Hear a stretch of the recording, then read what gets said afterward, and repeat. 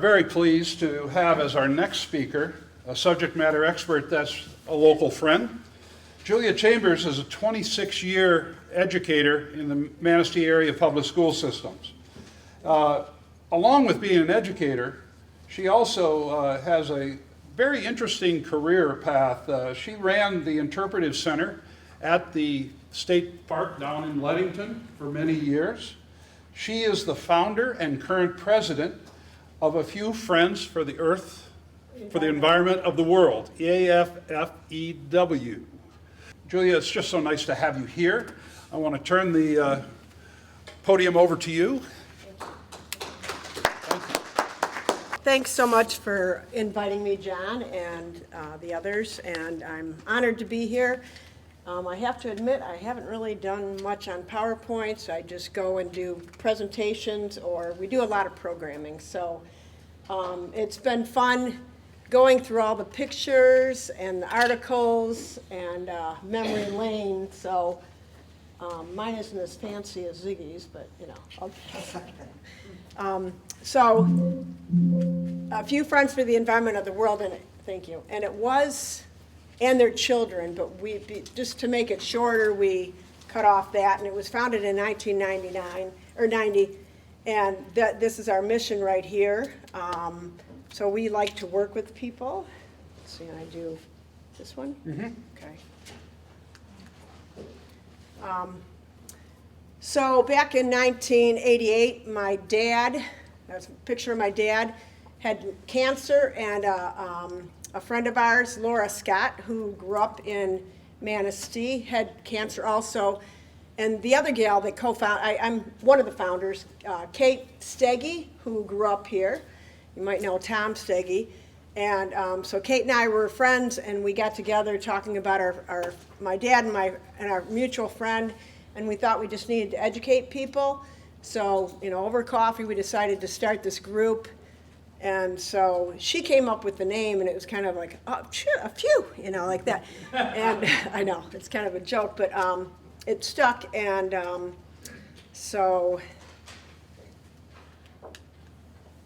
we started a group, and there's, you know, an old article from the paper and me with this perm here. And we met at the Ludington Library, and we had about 45 people come that day, or that night. So it really showed us that we really needed something in the community.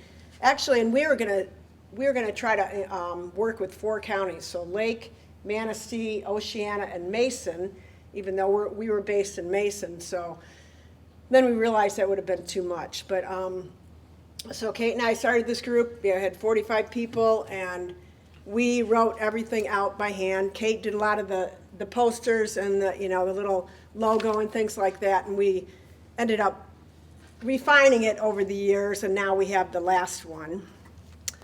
And the big thing we wanted to do was to work with people, industry, businesses, the community, and not to point fingers, because a lot of well, not a lot, but some environmental groups, they're pointing the finger, and you don't get anything done. If you work together, you get a lot more finished. So we wanted to work with everybody. So we started holding monthly meetings, and our goals were to educate the community.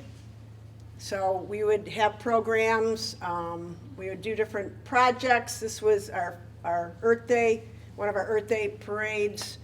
And then we had Christmas tree recycling, and the chips would be, they'd all be chipped, and then they'd put on the state park in Ludington. And this is funny because that's me, the frog. I used to do the frog survey. I did that for like 15 years, and so I thought that was appropriate. You can see my little frog poster, frog survey. I had to put that in my dash of my car. And then we actually closed Ludington Avenue, and we only did that a couple years. After that, they said, no, you can't do it anymore, and you have to go through MDOT, and you have to have insurance and things like that. And for us, we didn't have much of a budget, and actually I want to say that we are an all-volunteer group, and we've been all-volunteer all this time. So we went from, well, this is 2000, or I mean 1990, and then we had one in 1995. And then over on the, oh, I guess I can do this. Is it this one right here? Yep, push in the No, big in the button middle? Okay. right there. Should be. Yeah, maybe that. Oh, right there, yeah. My other little outfit was an Earth, Mother Earth. You know, I was in trouble, you know, the crutches, and I had bandages on me. And then one Earth Day, we just walked on the sidewalk because we didn't want to go through all the hassle of the closing down the avenue. This right here is a picture of an igloo that was made out of milk jugs, and that was, someone made that for our Earth Day event. So we would go to, in the early days, we'd go to Rotary Park, which is next to House of Flavors downtown, and we had all outdoors. But then the weather's always kind of shaky around this time, so we kind of decided to move it inside. So some of the programs, we'd hold prayer programs every couple months, and these are some of the programs we would have. The sustainability, we had George Hartwell come from Grand Rapids. He was the mayor there, and he did sustainability workshop for business owners and for the local citizens, and we had a little group going. We do native plants. We have a native plant sale. We've done rain gardens. You know, these are programs, and then they develop into projects. Balanced forums, we felt it was really important to have both sides for different topics. That way you have, you know, the pros and the cons, and everybody can see what's going on, hear everything, and that it was very civil also. We had a moderator, and the audience could write down questions, and then someone would ask the questions to the panel. And these packed, we have like 250 people in those programs. Especially, well, the sand mining, we have the Sergeant Sands down in Ludington. But it's real close to the state park, and that was a big one because Sergeant Sands was going to get their permit renewal. And so that was interesting because I contacted the DEQ at that time. That was in 2016, and they were worried, and I can't remember the guy's name, the head guy, he contacted me, he said he was worried that we would get down on his people, and I said, no, it's not going to be, you know, a shouting match or anything like that. And then Sergeant Sands never responded, but that day they called me up and said, can we go? Come to it.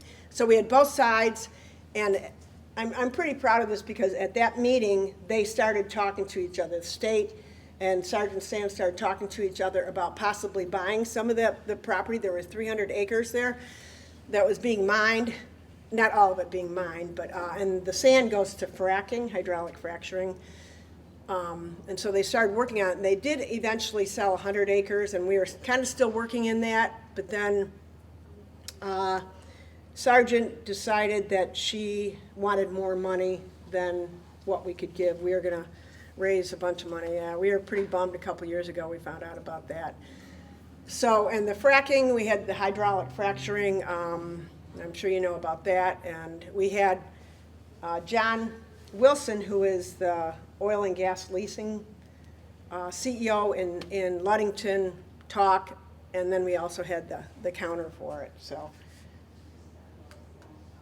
and then we got into projects. So I saw Hazardous Waste Day, I think maybe on that, and we used to do Hazardous Waste Day with Dow and the health department and the DPW, and it would go over to we'd collect it and it would go over to Dow, and they would incinerate it, which isn't that good, but at least it gets it off of our area, you know, not in my backyard, right? But now we work with Manistee County and then Oceana County and Mason, and we're combined. We did household battery recycling for over 15 years, and we spent about $60,000 recycling batteries, household batteries, and now the Hazardous Waste Day will collect them, and we always promote doing rechargeable. Doing grass planting, that was early on at the state park, Ludington State Park, Christmas tree recycling, adopt a highway, the river monitoring, you probably do that up here. It's pretty neat project. You get to see all the macroinvertebrates. the Petunia Parade in Ludington, the parade, invasive plant species, we work with the city and the Soil Conservation District and try to educate, but also, you can't eradicate them, but try to remove those invasive species from Cartier Park and other areas in our community. The sustainability workshops, and we started doing awards for community businesses. Padnos got it, and a restaurant, you know, for using eco-friendly products. We now, a couple years ago, the community garden, which is called UDIG, merged with us, so we do a lot of programming out there, and then there people can rent a raised bed for themselves, and they can also sponsor a bed, and that bed, the food in that bed would be going to the Lakeshore Food Club. And so I started youth programming out there because I think education is so important. So this is my third year, and I do organic gardening with the kids, and we raise food for the food club, and they also get to have some of their own. And then I was a former art teacher, so of course we have to do some nature art, and we do nature, and there's a really cool woods back there, so we go in, and last year, you know, we found some snakes, and we did things on bugs, and then Snakes Alive. With my award, which I'll talk about later, it was $15,000 that our group got, so I wanted to host Jim McGrath from Nature Discovery to go to every fourth grade in Mason County to show them all the snakes in Michigan, and they got to hold them and stuff like that. He's coming to Earth Day tomorrow. The kids loved it. You know, getting the kids involved. Oh, this way. So we believe in working with the community, and so these are all the organizations, but as I'm driving up here, it's like, oh shoot, I forgot the Lakeshore Food Club, which is a big one because that serves a lot of people. So we have a lot going on. And of course, we wouldn't be able to do it without all the board members over the years and all the volunteers. I'm only part of it. One of my board members named me Sparky because they say I'm the Spark.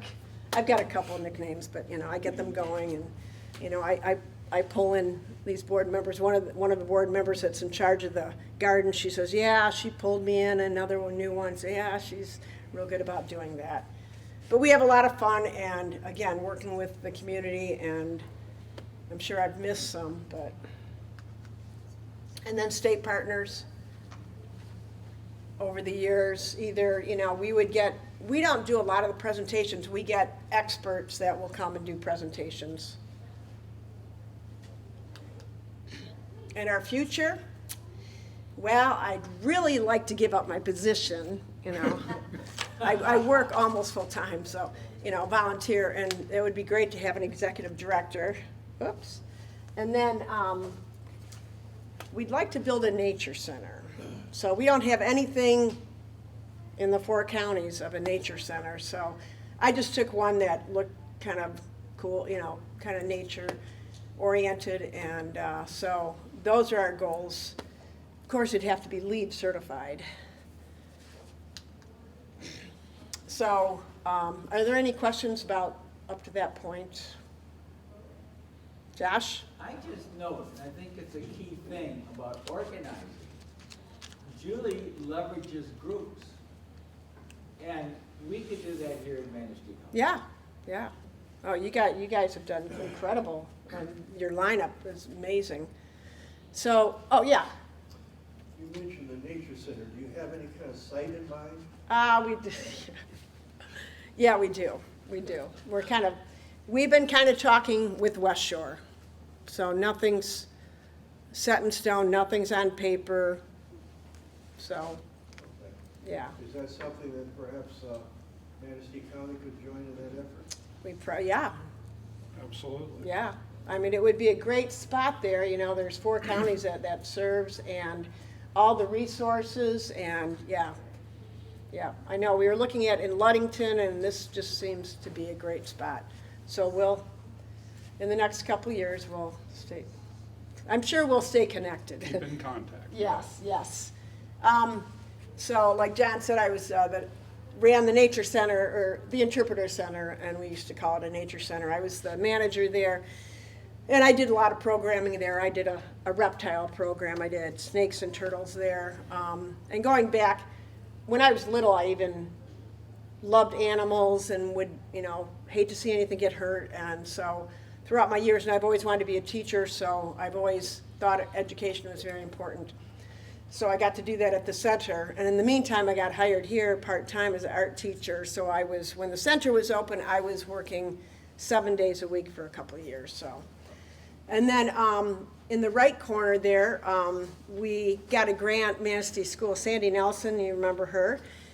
She got a grant, and I got to take kids to go to, there was a wildlife rescue, and so we worked with the animals, and that was a screech owl. There were 5 baby screech owls that we helped raise, and then we got to release them, and that's at the Audubon Center, Lake Bluff, across on the east side. So that was really exciting, and it's neat to hear that one of the girls that was in that program went on to be a veterinarian. So. And when I was teaching, I always had environmental groups. I look so young, oh my goodness. But I also taught the HOTS program. That was what was in the background. But yeah, it was just fun going through these pictures. And then over here, I used to do some camps at Lake Bluff, some nature camps. And so there's some skulls there that we were going through. And I think Brian Allen's son is the one in the white shirt. And again, I had so many, what? In your history, did you mention that you got a grant from Jane Goodall or? Oh, yeah, I'm gonna get, yeah. All right. I didn't get a grant from her, but there I am with Jane Goodall. So back in 2001, I was, being an art teacher and also an environmentalist, I was asked to make quilt blocks with kids that would be made into a quilt for Jane. So Jane Goodall has this program, it's a service learning program, which is called Roots and Shoots. So the kids do a project with the environment, a project with animals, and a project with people. And she was having a conference in Grand Rapids to celebrate the kids coming together. So I got to hang out with her. She was in there with us making, checking out our quilt blocks. And I love it because she wouldn't let us, we were told we couldn't use markers because markers aren't really environmentally friendly.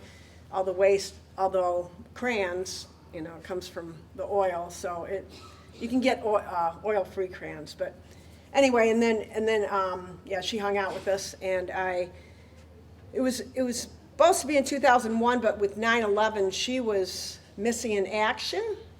For a few days, she was helping out a dog, so then it turned out to be 2002, down at Meyer Gardens. So, and if you've ever read any of her books or seen any of her movies, it's all about hope. She has hope, and in my closing, I have something about hope. But so she has symbols of hope, and I gave her a turtle, which represents Mother Earth, and I gave her my frog patch survey for that, and I said, people are doing things, and that's great.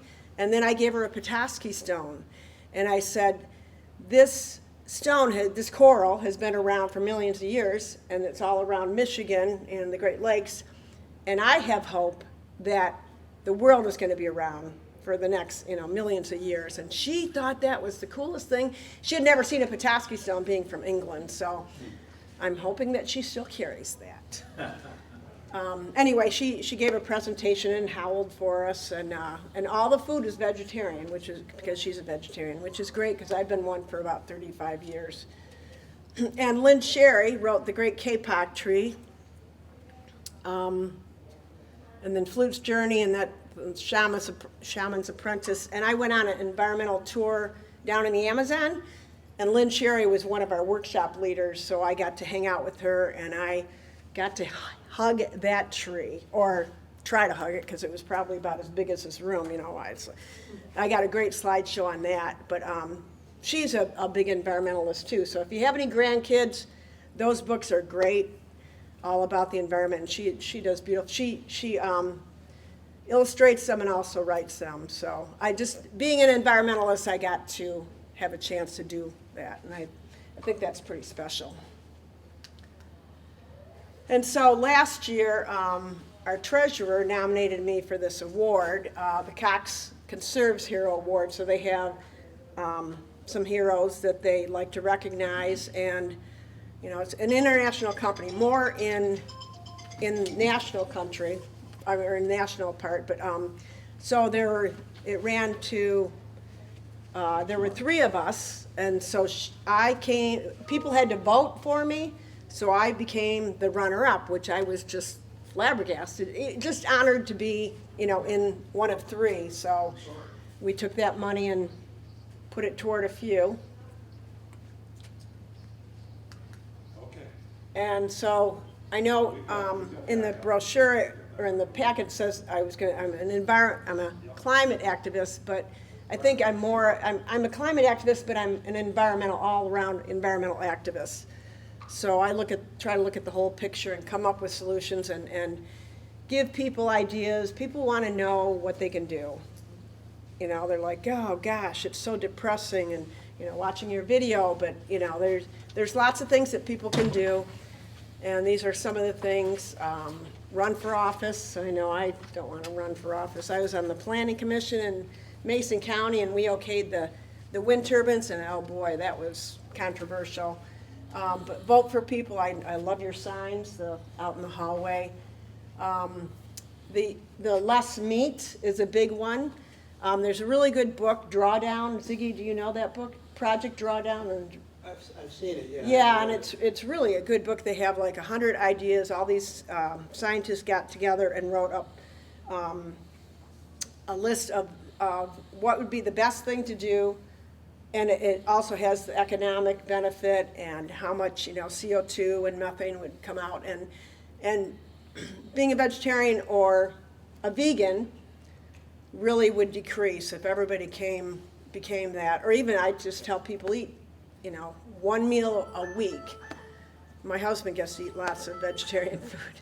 And compost. Food waste is a big one too. So, Yes. and I know Ziggy had some of these on already, but get active in your environmental group. Yes, I know, it's great that you're doing this. And citizen science projects, I know some of you might have had things that you've done, like that with the monarchs and things like that. You can record that. So I have hope, and so does Jane Goodall. So thank you for listening to me. I think you exemplify what one person can do. It takes one person Make a to difference. take the first step. And Julia, you've exemplified that. You've built a network of people, of systems that really are making a difference. And this is, I'm really glad you were here and able to talk to us about this, because this is what we need to be doing Yeah. in all of our communities. And, you know, having hope, being positive. Yes, it's a tough situation. It is. Mm-hmm. But being positive about it, instead of the naysayers that we hear so much of nowadays, you know, we can do something. And we can hold our elected officials accountable, you know, for making sure that they make the right decisions as it relates to what we're doing for our environment. And that's the most important thing. So, Julia, thank you so much for everything you're doing. Thank you. And,